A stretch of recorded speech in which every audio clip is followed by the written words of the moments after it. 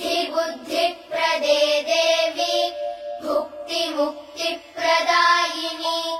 मन्त्रमूर्ते सदा देवी महालक्ष्मी नमोऽस्तुते आद्यन्तरहिते देवी आदिशक्ति महेश्वरी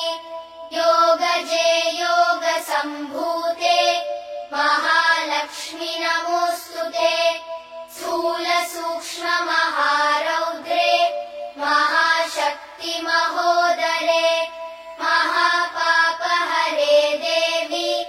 महालक्ष्मी नमोऽस्तुते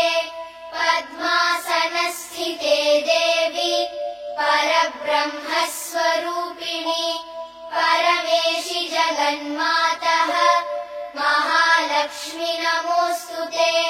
श्वेताम्बरधरे देवी नानालङ्कारभूषिते जगत्स्थिते जगन्मातः महालक्ष्मी नमोऽस्तुते महालक्ष्म्यष्टकम् स्तोत्रम्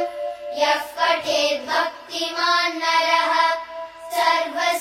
सर्वसिद्धिमवाप्नोति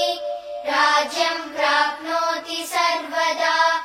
एककाले पठेन्नित्यम् महापापविनाशनम् द्विकाले